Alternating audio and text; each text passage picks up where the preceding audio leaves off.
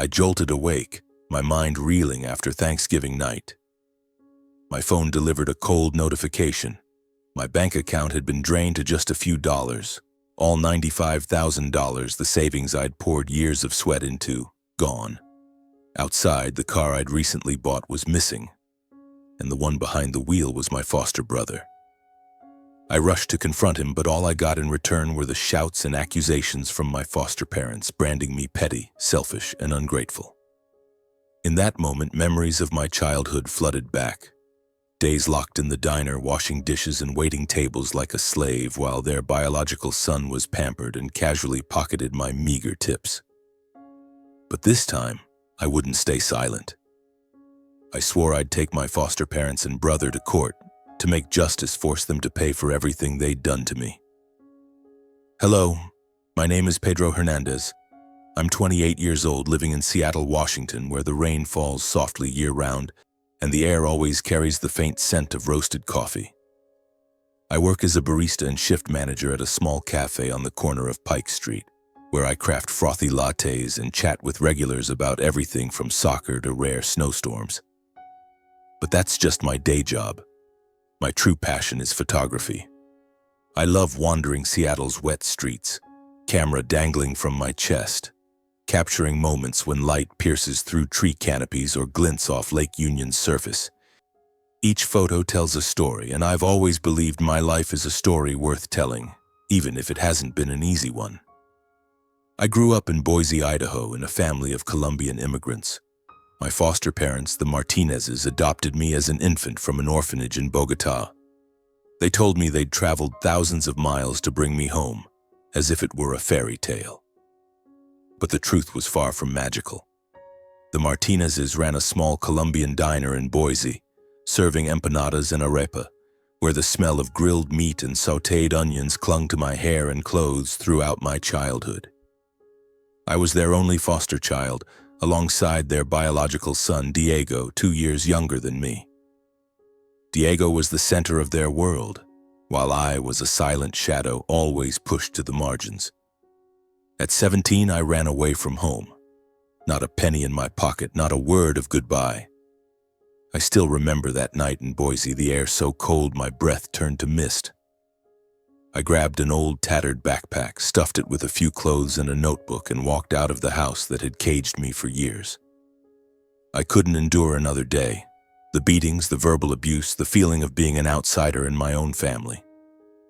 I told myself that even if I starved out there, I'd be free. And I made it. I survived those early days through grueling manual labor, each day a battle to keep from drowning. I washed dishes in rundown restaurants, my hands blistered from scalding soapy water, my back aching from hours under dim fluorescent lights. Some nights I worked as a loader in warehouses until dawn, hauling heavy crates in Boise's biting cold for a few bucks, just enough for a loaf of bread. I slept in cheap motels where the stench of mildew and the sound of arguments seeped through thin walls. Once I curled up in a park corner, clutching my backpack for warmth when I couldn't afford a night's stay. I cut all contact with the Martinezes. No calls, no letters. They never bothered to look for me. To them, I was likely just a burden lifted, a shadow that had vanished from their lives. Seattle is where I found myself, but the road there was thorny. I started from nothing, working myself to exhaustion, sometimes eating only once a day to save every penny. I remember mornings waking up in a cramped motel room, faint sunlight filtering through dusty windows, telling myself I had to keep going, if only to prove I wasn't the ungrateful person they'd called me. I bought my first camera, a battered Nikon with a scratched lens, from a pawn shop, using savings from 3 months of nonstop side jobs. That camera became my first ray of light in the darkness. I roamed Seattle's wet streets, photographing rain, streetlights, and strangers' faces. My photos started getting noticed. A client hired me for a wedding shoot, then a small cafe bought a few landscapes to hang on their walls. I began selling photos online.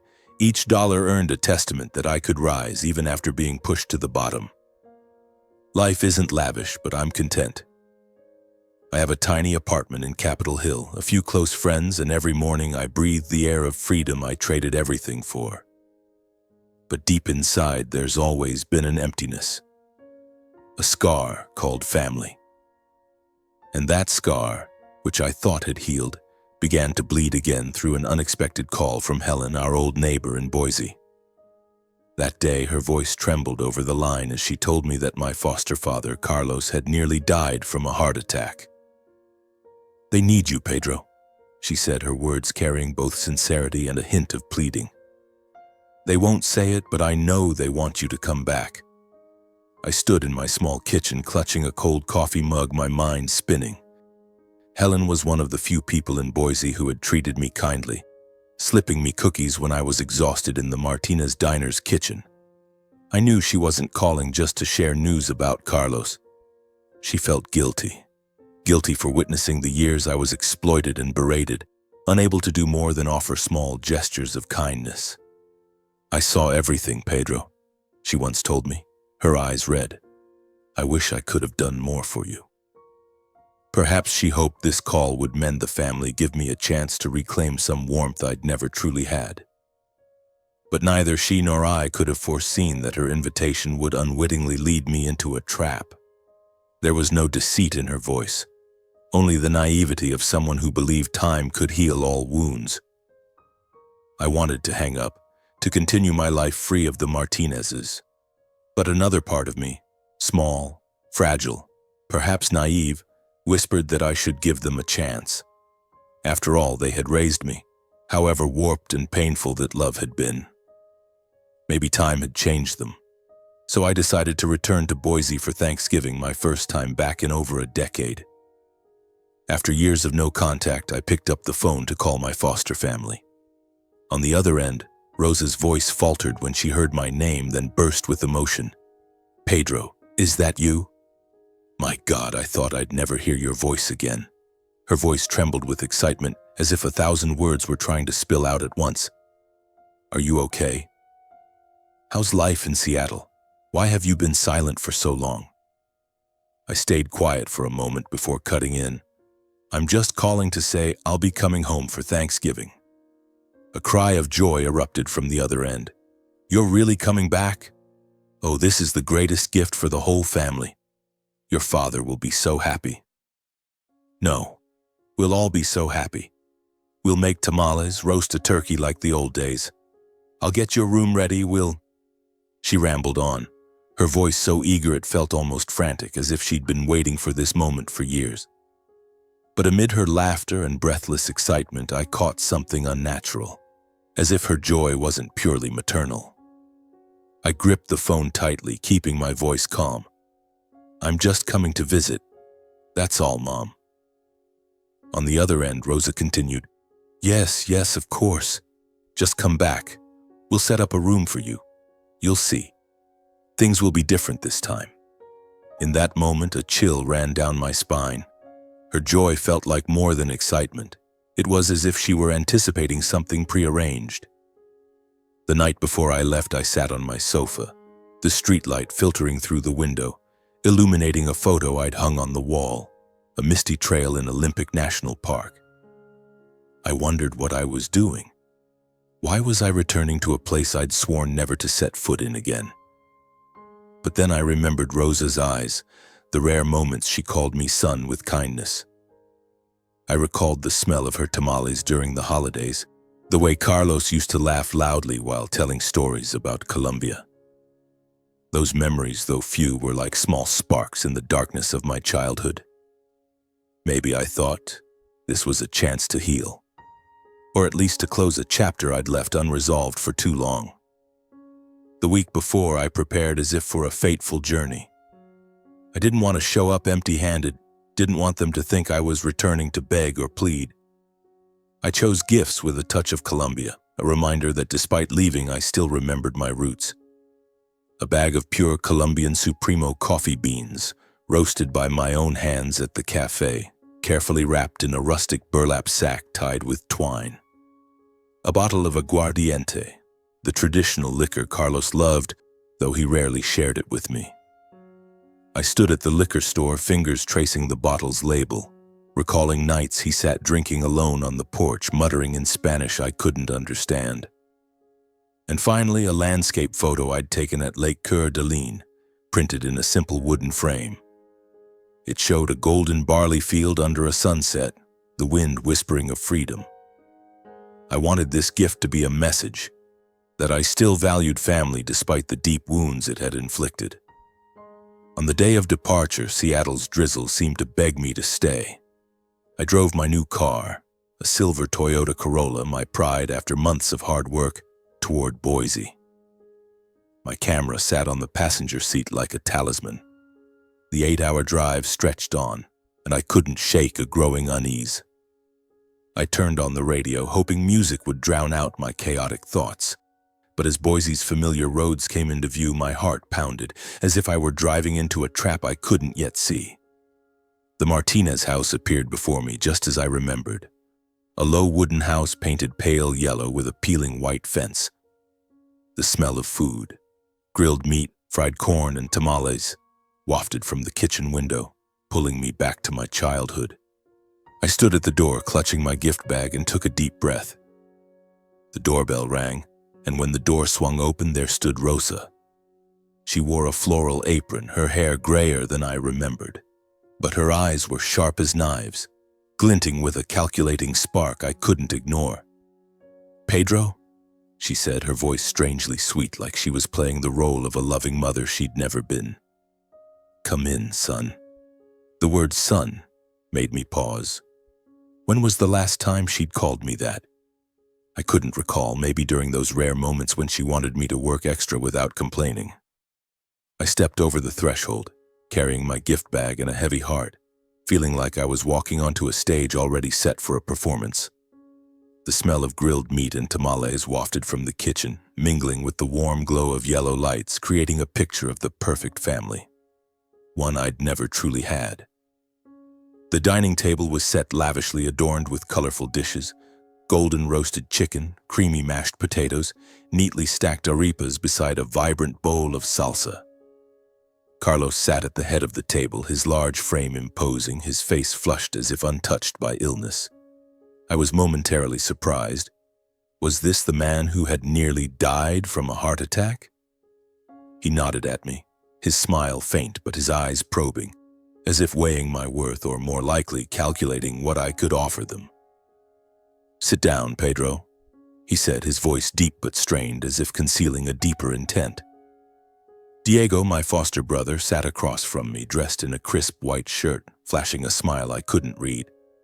Sickeningly sweet, as if he were playing the part of a close brother we both knew didn't exist. "Long time no see, bro," he said, his voice smooth as honey. But his eyes were cold as steel, flicking over me before darting to our parents. I forced a smile, placing the gift bag on the table, the fragrant Supremo coffee, the bottle of aguardiente, and the framed photo I'd taken at Lake Coeur d'Alene, as a final effort to believe this was just a family dinner. "I brought some gifts from Seattle," I said, my voice slightly shaky, not from fear but from the growing unease. Rosa nodded, but her smile was stiff, as if she were holding back a secret. "That's nice, Pedro," she said, her voice so sweet it sent a shiver down my spine, and she quickly turned away, as if afraid my gaze might pierce through her facade. Carlos only grunted, gesturing for me to sit, but I noticed his hand gripping the edge of the table, a small gesture betraying the tension he tried to hide. Diego shifted in his seat, his eyes glancing at the gifts before looking away, as if they were an inconvenience not worth acknowledging. No one touched them, no one asked about them. Their indifference wasn't just cold, it was part of this act, a way to keep me in a state of uncertainty, vulnerable to manipulation. The meal began with laughter, clinking glasses, and stories I tried to engage with. Rosa talked about their diner, now expanded to 2 locations, her voice brimming with pride, but her eyes constantly darting to me as if gauging my reaction. Diego bragged about his recent promotion at an insurance company, his smile smug. Carlos shared an old story about Colombia, but I noticed he avoided looking at me, instead exchanging subtle glances with Rosa and Diego. I tried to eat, to smile, but every bite of tamale felt stuck in my throat. Something was wrong. Every look, every word from them carried an intent I couldn't grasp. Then Carlos stood holding a bottle of red wine, its label glinting under the light.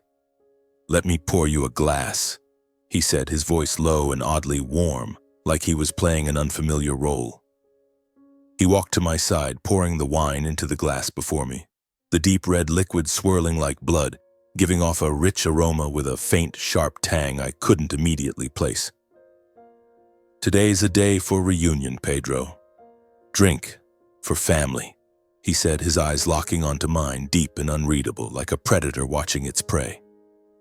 I gripped the glass, my fingers tight around its stem, my palm sweaty. I wanted to believe this was a kind gesture, that they truly wanted me back. But something about the way he poured the wine, the way Rosa nodded encouragingly, made my heart pound. "Drink, son," Rosa said, her voice soft but her eyes sharp as blades. "Today's a day to let go of the past." I raised the glass, taking a deep breath to push away the unease. I took a small sip, but the liquid was bitter and heavy, unlike any wine I'd tasted in Seattle. The flavor clung to my tongue, a strange sensation spreading through my mouth as if something didn't belong in the wine. I set the glass down, glancing at Diego, and caught him staring at me, a glint of triumph in his eyes. A chilling thought struck me. Something was wrong with this wine. I wanted to stand, to demand answers, but my head began to spin, the room tilting around me. Rosa's laughter warped. Carlos's voice echoed as if from a distance. I gripped the table, trying to stay alert, but my eyelids grew heavy. "Are you okay, Pedro?" Diego asked, his voice dripping with feigned concern, but his smirk screamed the truth. They'd put something in the wine. I tried to speak, to shout that I wasn't tired, that something was wrong, but my tongue felt glued to my mouth. A numbing sensation spread from my fingers through my body, like I was being pulled into an abyss. My vision blurred, the room fading into darkness. The last thing I remembered before collapsing was Diego's gaze. He glanced at our parents, then smirked as if everything had gone according to plan. I heard the clink of glasses, Carlos's voice saying, "To family, to our future." Then everything fell silent, and I slipped into an uneasy, inescapable sleep, my body surrendering to the trap they'd set. I opened my eyes, my head pounding as if struck by a hammer, a relentless throbbing at my temples. My mouth was dry, my tongue heavy as lead, and a wave of dread gripped my chest. I was sprawled on the old sofa in the Martinez living room, a thin blanket loosely draped over me. Morning light filtered through thin curtains, illuminating the scratched wooden floor, and the steady ticking of the wall clock echoed like it was counting down the seconds of this nightmare. I staggered to my feet, my trembling hands reaching for the bag beside me. My camera was still there, intact, but my wallet was empty, not a single cent. My heart sank as if I'd fallen into a bottomless pit. I grabbed my phone, fingers shaking. A bank notification glared on the lock screen. My chest tightened, my breath caught. I frantically opened the app, logged in, and the screen displayed a cold truth. My account balance was a mere $3.27.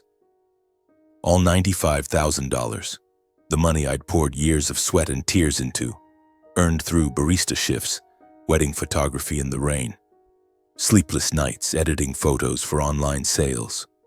Gone. I scrambled to check the transaction history. The screen showed a chilling line, a massive transfer executed at 2 a.m. to an account under Diego Martinez's name. My foster brother. He'd taken everything. My suspicions grew stronger. I bolted outside, barefoot on the cold ground, hoping my new car, the silver Toyota Corolla, my pride, would still be there. But the front yard was empty. Only faint tire tracks remained on the dirt, mocking me. The car, the one I'd driven from Seattle, the one I polished every weekend, was gone. I remembered Diego's smirk, and a horrifying thought struck. He'd taken it in the night while I was unconscious. To sell? To hide? Or simply to strip me of everything I had? I stormed back into the house, heart pounding, blood boiling. In the kitchen, Carlos, Rosa, and Diego sat around the table, sipping coffee as if nothing had happened. The aroma of the Supremo coffee I'd brought as a gift filled the air, but it did nothing to calm me. "Where's my money?" I shouted, my voice breaking with rage and panic. "Where's my car?" Rosa looked up, her eyes wide with feigned surprise. "Money? Car? What are you talking about, Pedro?" she asked, her voice trembling as if offended. Carlos set his coffee mug down, his brow furrowed in carefully calculated confusion. "What's wrong with you? Barging in here yelling like that? If something's happened, explain it clearly." Diego, across the table, took a sip of coffee, a fleeting smirk crossing his face before vanishing, as if he were suppressing a secret. "Calm down, bro," he said, his voice smooth as venom. "Maybe you're confused." "Confused?" I roared, holding up my phone, the screen displaying the bank statement with its cold accusation. A $95,000 transfer to Diego Martinez's account at 2 a.m. "This is confusion. My $95,000 sent straight to Diego's account. And my car? The Corolla I parked out front last night. Where is it?" I pointed at Diego, my breath heavy, my blood burning. "What did you do with it?" Rosa's expression shifted from fake surprise to a chilling coldness. "How dare you raise your voice at your brother, Pedro?" she said, her voice calm but terrifying. Carlos stood pointing at me, his face red with anger, or perhaps from being exposed. "You ungrateful brat, selfish, petty. We raised you, gave you a roof over your head, and now you dare accuse your family? Who do you think you are, waving that thing?" He jabbed a finger at my phone. "And slandering us?" Diego sat silently, but his eyes gleamed with triumph, as if savoring the performance. I brushed off their excuses, ready to lunge at my foster brother, but Carlos stepped in, blocking my path to Diego. His face flushed, his voice a growl. "Enough, Pedro. Who do you think you are, standing here accusing this family? You've got nothing. No money, no car, no family. Get out of my house now." Carlos's words hit like a punch, not because of their weight, but because they reopened old scars, memories I'd tried to bury long ago. Rosa stood behind him, her eyes cold and sharp, lips pressed tight as if holding back a storm. Diego, still seated, smirked with a defiant glint, his expression like a knife twisting in my chest. I wanted to scream, to shatter their facade of lies, but a flood of memories surged, drowning me in the dark days of my childhood. I saw myself, a 10-year-old boy trapped in the stifling kitchen behind the Martinez diner, my hands submerged in a basin of icy dishwater, skin cracked and bleeding, each cut a reminder of my place. The smell of burnt grease and sautéed onions clung to my hair, my clothes, branding me as nothing more than a servant, a nameless machine. "Hurry up, Pedro," Rosa would bark, brandishing a wooden ladle, her eyes sharp as blades, devoid of mercy. "You want customers to leave because of your dawdling? Useless." I'd clench my teeth, gripping the sponge until my hands trembled, tears welling but swallowed back. I knew if I cried, she'd slap me, call me weak in front of everyone. Those days I was chained to work from sunrise until Boise's streets faded into darkness, washing towering stacks of dishes, carrying heavy trays of food, scrubbing floors until my knees gave out, while Diego, the pampered younger brother, lounged at the counter, nibbling hot empanadas, joking with customers as if he were the center of the universe.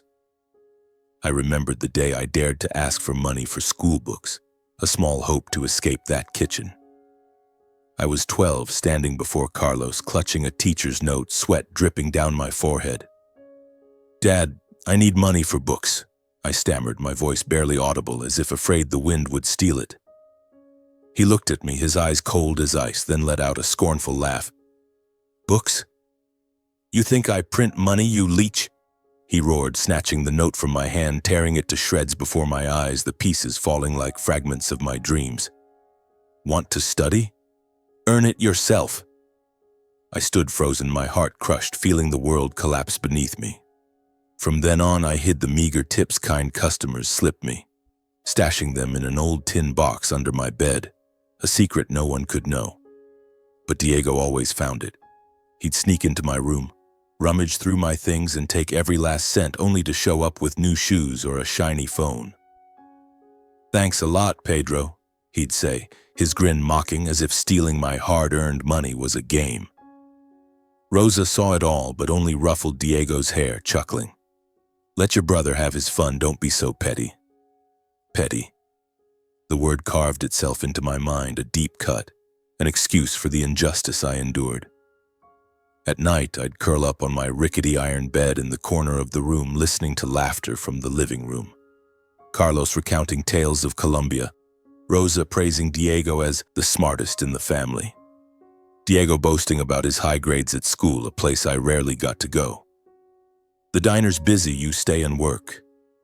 Carlos would order whenever I asked to attend school, his tone leaving no room for protest.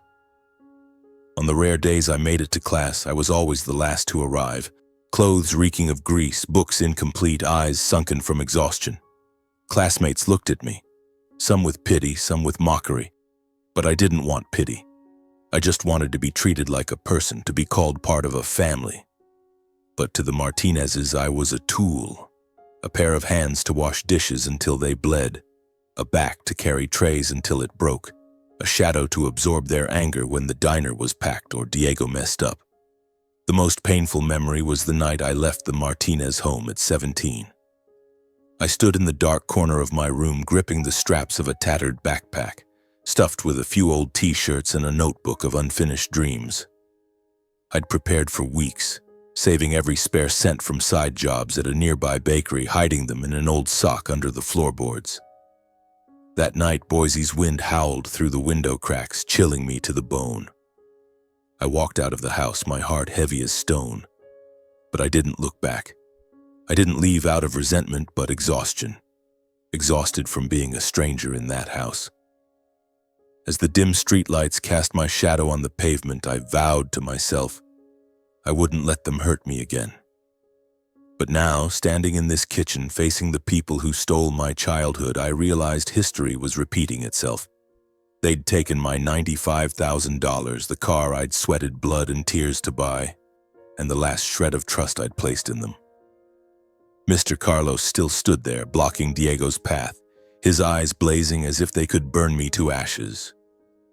Mrs. Rosa pursed her lips, her hands tightly gripping her coffee cup, while Diego, he sat there, smirking, looking at me like I was a fool.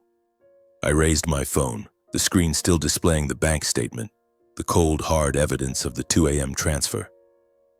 "Do you think I'll just let this go?" I said, my voice trembling but sharp, each word spat out from my chest. "Do you think I'm still that little boy from before who'd bow his head and walk away? Not this time. This time, I'll make you all pay." Mr. Carlos sneered, his smile that of a man convinced he was untouchable. "Pay?" he growled, stepping closer, his breath reeking of coffee. "You've got nothing, Pedro.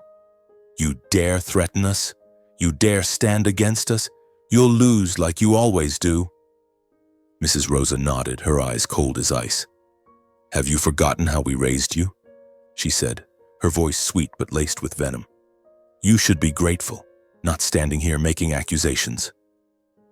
Diego said nothing, just took another sip of coffee, but his eyes flickered with a hint of unease, the first time I'd seen him not entirely in control of the situation.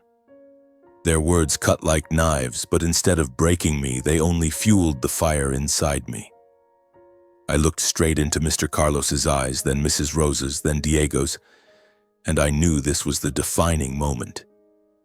I had been silent for too long, letting them exploit me, from the meager tips of my childhood to the money and car I'd sweated to earn. But no more. I took a deep breath, the cold Boise air filling my chest, making me more alert than ever. "I swear," I said, my voice low but resolute, "I'll take all 3 of you to court. I'll sue you for exploiting me since I was a child, for stealing my money and my car. I won't let you take my future again." That oath wasn't just words, it was a promise to myself, to the trembling boy Pedro in the diner's kitchen, to the sleepless nights in Seattle rebuilding my life. Mr. Carlos laughed, but the sound no longer scared me. "Sue," he mocked, pointing at me. You think you've got the guts for that? A nobody photographer, a nothing daring to sue the Martinez family? You'll only make yourself a laughing stock. Mrs. Rosa shook her head as if I were a foolish child. Don't make things worse, Pedro, she said. Just leave like you did before. It'll be better for everyone. But I wasn't the Pedro from 10 years ago. No longer the boy who left home with a broken heart. I'd learned to stand tall, to fight. I looked at them one last time, my gaze steady. You'll see, I said, my voice calm but carrying a strength I hadn't realized I possessed. I'll prove you wrong. I turned and walked out of the kitchen, the scent of Supremo coffee lingering in the air, but now it only reminded me that I'd given them a piece of my soul, only to be betrayed in return. I stepped into the yard, the cold wind blowing past, carrying away painful memories. The front yard was empty where my Corolla once stood. Now only faint tire marks remained. I had no car, no money, but I had evidence. The bank statement, memories of years of exploitation, and an ironclad resolve. I pulled out my phone and called Jake, my lawyer friend in Seattle. Jake, I said, my voice hoarse from exhaustion but no less determined. I need your help.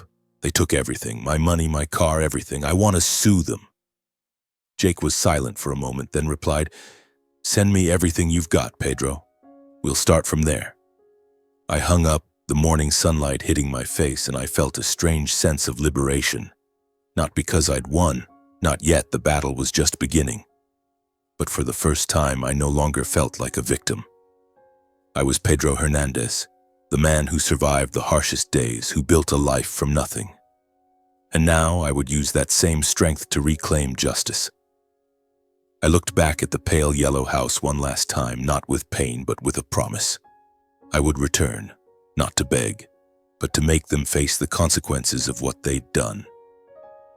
I caught the last bus back to Seattle, sitting by the window, the streetlights flickering on the glass. I thought about my small apartment in Capitol Hill, the photo of Lake Coeur d'Alene hanging on the wall, the golden barley fields glowing under the sunset. That photo was a reminder that I could still find light, even in the darkest days. But now, as the bus rolled through Idaho's shadowy roads, my heart no longer felt as heavy as before. Instead, a steady flame of determination burned in my chest.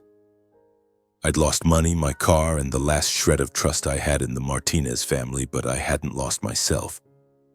And I would use that strength to take back what was mine. Back in my Seattle apartment, I felt the fragile peace of a familiar space. The small room with the faint smell of coffee from the kitchen corner, the worn sofa where I often sat editing photos, and the Lake Coeur d'Alene photo on the wall, quietly reminding me of what I'd built from nothing. I opened my laptop and checked the bank statement again. The only evidence I had of the $95,000 transfer to Diego's account at 2 a.m. The screen lit up, the cold text like a silent accusation. I saved it to a separate file, took screenshots, and sent them to Jake, my lawyer friend. This is the first piece of evidence, I texted. What can you do with it? Jake replied immediately, his voice steady over the phone. This is a good start, Pedro. An unauthorized transfer is a serious crime, but we'll need more evidence to pin the whole family, especially if you want to sue for child labor exploitation. Do you have anything else? Any documents, witnesses, or anything tied to those years in Boise? I went silent, my mind racing. Those years were like a book I'd tried to close, but now I had to open it again, flipping through each painful page to uncover the truth. I started the next day. After every shift at the coffee shop, I spent time gathering evidence. I dug through an old keepsake box under my bed, a rusty tin containing scraps from my childhood. Inside, I found a notebook where I'd scribbled notes as a 14-year-old about my days working at the Martinez family's diner. The messy handwriting listed the hours I worked from early morning to midnight, unpaid, without a day off. Saturday, washed dishes 8 hours, served 4 hours. Diego took $3 tip. Sunday, mopped floors, cleared tables, got scolded for being slow. Those naive words were vivid proof of the years I was exploited. I photographed every page and sent them to Jake. I also contacted Mrs. Helen, the neighbor who'd called to tell me about my foster father. Over the phone, her voice trembled. "Pedro, I saw how they treated you. You didn't deserve that. If you need me to say anything in court, I'll do it." I wrote down her words, feeling like I'd found a spark in the darkness. Mrs. Helen agreed to be a witness, recounting the time she saw me working like an adult while Diego was pampered. Next, I checked the car's GPS tracker, a feature I'd installed on my Corolla before driving to Boise. The app showed the car had moved to a lot on the outskirts of Boise, not far from the Martinez house. I sent the information to Jake, a chilling thought hitting me. Diego might have sold the car or hidden it to cover his tracks. Jake reassured me, "If the car's still there, we can trace the transaction. Stay calm, let me dig deeper." Every step I took, every piece of evidence I gathered was like a brick in the wall of justice I was determined to build. I reached out to an old co-worker from the Martinez diner, someone I'd worked with back in Boise. Juan, now living in Portland, still remembered those days clearly. "You were treated like a slave, Pedro," he said over the phone, his voice full of anger. "I saw you work until you collapsed while Diego sat around playing. If you need me, I'll testify in court." Juan's words were like a gust of wind fueling my resolve. I noted his statement, adding him to the witness list. The deeper I dug, the more I realized this fight wasn't just about reclaiming my money and car. It was about reclaiming my childhood, holding those who exploited me accountable. One evening, sitting in my apartment as streetlight filtered through the window, I wrote a letter to myself, a reminder that I wasn't just fighting for myself, but for the trembling boy Pedro in the diner's kitchen, who once dreamed of a day he'd be free. "You deserve this, Pedro," I wrote. "You deserve justice." A few weeks later, Jake called, his voice brimming with excitement. "Pedro, we've got enough to file the lawsuit. The bank statement, the car's GPS, the testimonies from Helen and Juan, they're all strong evidence. I'll draft the complaint charging Diego with theft and your foster parents with child labor exploitation. Are you ready?" I took a deep breath, glancing at the Lake Coeur d'Alene photo on the wall. "I'm ready," I said, my voice firm. The day the summons was sent to the Martinez house, I imagined their faces as they opened the envelope. Mr. Carlos, the man always smug with his scornful smile, would surely freeze for a moment, realizing he couldn't overpower this with his usual roar. Mrs. Rosa, whose icy eyes had made me tremble so many times, would likely panic, her tears no longer able to hide the truth.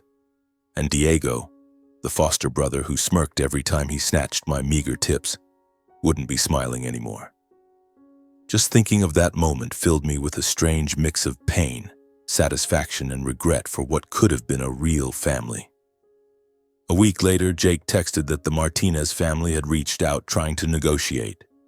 "They called me yesterday," he said. "Rosa was crying, saying you're destroying the family." Carlos threatened to countersue, but they have no ground to stand on. "Do you want to meet them?" Before I could reply, my phone buzzed. A strange number from Boise. I answered, and Mrs. Rosa's trembling, tearful voice came through. "Pedro, my son, how could you do this to your family? We raised you, don't you remember? Drop the lawsuit and we'll settle this quietly." Mr. Carlos cut in, his voice hoarse. "You want to ruin our reputation? Stop this, Pedro, for your own sake." I heard Diego in the background muttering something, but he didn't dare speak up. I stayed silent, letting their pleas fall into the void. Then I said, my voice cold as ice, "You had your chance to do the right thing. Not anymore. See you in court." I hung up, my heart pounding, but not from anger, because I knew for the first time in my life I was in control. A few days later, as I was brewing coffee in my apartment, the doorbell rang. I opened the door and there they were, all three of them, Mr. Carlos, Mrs. Rosa, and Diego, crowded in the narrow Capitol Hill hallway. Mrs. Rosa clutched her face, tears streaming down, but her eyes were still sharp, as if performing a well-rehearsed play. "Pedro, my son," she sobbed, "you can't do this to us. We're family." Mr. Carlos stood behind her, his face flushed, but his voice softened, almost pleading. "Drop the lawsuit, Pedro. We'll give you back the money, the car. Don't take this too far." Diego, for the first time, lowered his head, mumbling, "Brother, I was wrong. Forgive me." I looked at them one by one, feeling like I was seeing familiar ghosts from my childhood. I stood tall, my voice cold but steady. "You had decades to be a family. You chose to take everything from me. Now face the consequences." I slammed the door shut, cutting off their words, my heart pounding but unwavering. They'd lost me, and I wouldn't let them take anything more. In the days that followed, I returned to my life in Seattle.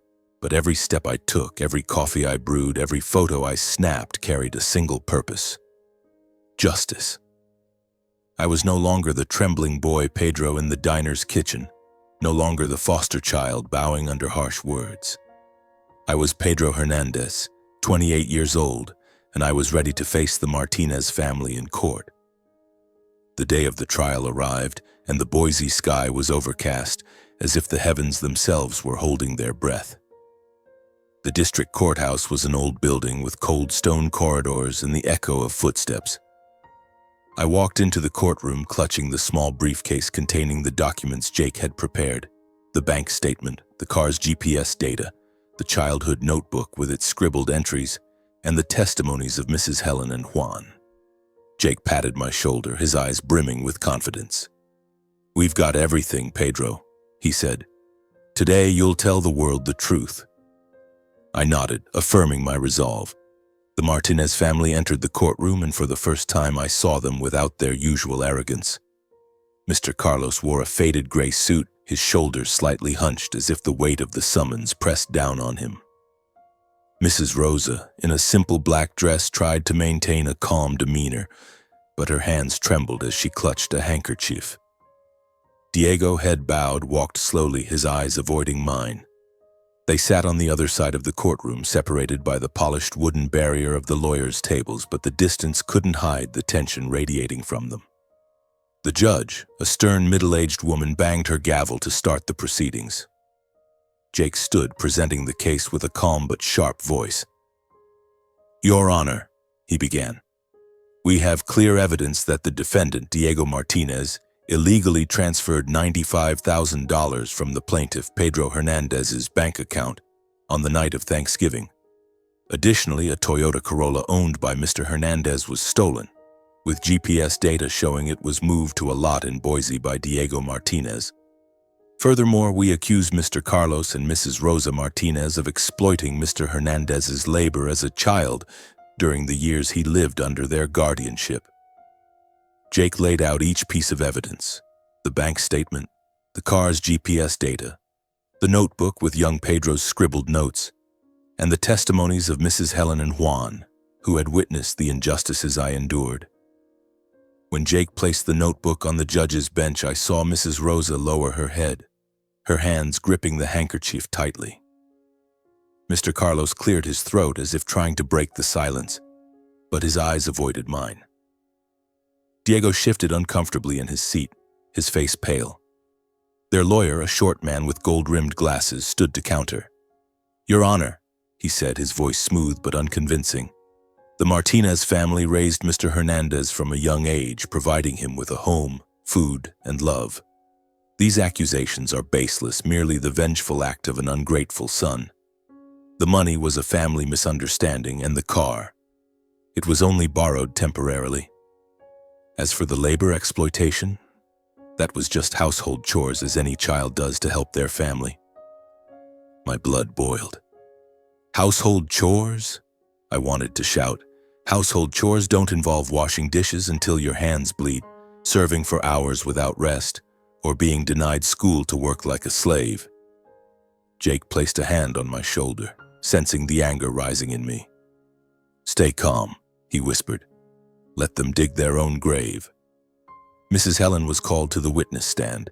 She walked slowly, her silver hair glinting under the courtroom lights. "I saw Pedro working like an adult in the Martinez family's diner," she said, her voice trembling but clear. "He washed dishes, mopped floors, and served from morning to night while Diego, Their biological son sat playing. I heard Carlos call him ungrateful. Heard Rosa scold him for asking for money to buy books. That wasn't household chores, that was exploitation. Her words were like a stone thrown into a still lake, rippling through the courtroom. I saw Mrs. Rosa bow her head lower, as if trying to escape the gazes around her. Juan, my old co-worker, took the stand next. He recounted the days I collapsed from exhaustion in the kitchen, the times Diego took my tips without anyone intervening. Pedro wasn't treated like family, he said, his voice thick with indignation. He was an unpaid worker while Diego was pampered. Each of Juan's words was like a hammer striking the wall of lies the Martinez family had built. When my turn came, I stepped up to the stand, my heart pounding but my steps steady. I looked directly at the judge, then glanced at the Martinez family.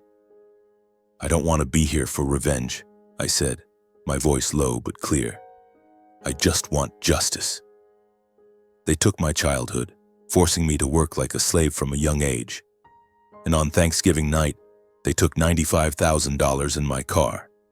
Things I worked tirelessly to earn. I'm not asking for their love anymore. I just want them to pay for what they've done. The Martinez family's lawyer tried to deflect.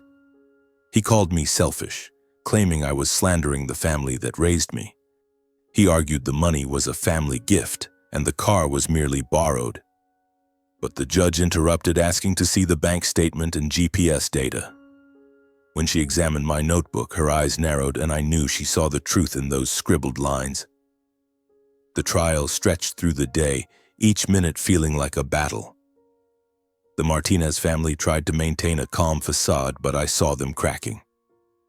Mrs. Rosa began to cry, but it wasn't tears of remorse, it was the tears of desperation. Mr. Carlos muttered something to their lawyer, while Diego kept his head down, not daring to look up. When the judge called a recess to review the evidence, I stepped outside, breathing in Boise's cold air. Jake patted my shoulder. "You did great," he said. "They've got no way out." I nodded, but my heart was still restless. I had spoken the truth, laid everything on the scales of justice, but would justice stand on my side? Standing under the gray Boise sky, I thought of the photo of Lake Coeur d'Alene hanging in my apartment, of the golden barley fields glowing under the sunset. That photo reminded me that light always exists, even in the darkest days. The next day, the courtroom was packed. The air was heavy, as if everyone was holding their breath, awaiting the verdict. The judge, with her stern face, entered, her eyes sharp but revealing no emotion. I sat beside Jake, gripping the edge of my chair, my heart pounding. The Martinez family sat across from us, but they no longer carried the confidence of the first day. Mr. Carlos held Mrs. Rosa's hand, but both avoided my gaze. Diego, in a gray-blue suit, looked like a boy caught red-handed, his eyes dodging mine, his shoulders slumped. The judge banged her gavel and the room fell silent. After reviewing the evidence and testimonies, she began, her voice low and clear. "This court finds the defendant, Diego Martinez, guilty of grand theft. Evidence from the bank statement and GPS data shows that he illegally transferred $95,000 from the plaintiff Pedro Hernandez's account and stole his Toyota Corolla." I heard a sharp exhale from the Martinez family's side, but I kept my eyes fixed on the judge, not wanting to miss a single word. She continued, "Regarding the charges of child labor exploitation against Mr. Carlos Martinez and Mrs. Rosa Martinez, the court finds the evidence, including Mr. Hernandez's notebook, the testimonies of Mrs. Helen Carter and Mr. Juan Alvarez, compelling. The defendants forced Mr. Hernandez to work in harsh conditions as a child without pay and deprived him of his right to education. This was not household chores, but child labor exploitation, a serious violation of the law." Mrs. Rosa burst into tears, her sobs echoing in the courtroom, but I felt no pity. Those tears couldn't erase the years I was treated like a slave. The judge delivered the sentence. Diego was sentenced to 3 years in prison for theft, along with an order to repay the full $95,000 and return the car, or its equivalent value if it had been sold. Mr. Carlos and Mrs. Rosa were convicted of child labor exploitation, each receiving a 2-year prison sentence and ordered to pay damages for my emotional suffering. As the gavel struck, a cold rush of air swept through me, as if a door to the past had finally closed. Mr. Carlos bowed his head, his hands gripping the chair tightly. Mrs. Rosa covered her face, sobbing uncontrollably, but I knew it wasn't remorse. It was the collapse of the wall of lies they'd built over the years. Diego, for the first time, looked at me, his eyes empty as if all his arrogance had been drained. As I left the courtroom, I stepped outside, the afternoon sun shining down on Boise's streets, warm and gentle, a stark contrast to the cold wind of the previous day. Jake walked beside me, smiling. "Congratulations, Pedro," he said. "You did it." I nodded, but inside I didn't feel the triumph I'd expected. I wasn't happy because the Martinez family was punished, but because I was finally free.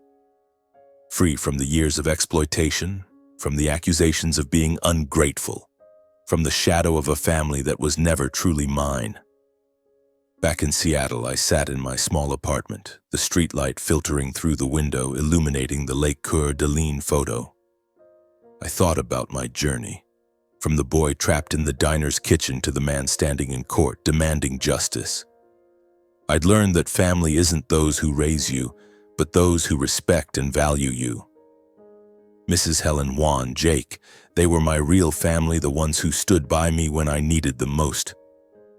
I picked up my camera, stepped onto the balcony, and snapped a photo of Seattle's streets under a light drizzle. The neon lights reflected on the wet pavement, creating a shimmering scene. I told myself, this is a new beginning. Justice isn't just a courtroom verdict, it's how I choose to live moving forward, free, strong, and unbound by the past. I would keep brewing coffee, taking photos, and telling stories through my lens. But above all, I would live for myself, not to prove anything to anyone. The lesson I drew from all this: never let anyone define your worth. Stand up even if you have nothing but your bare hands and fight for what you deserve. Justice doesn't always come easily, but it's worth pursuing. And when you find that light, like the golden barley fields in my photo, hold on to it because it will guide you through the darkest days.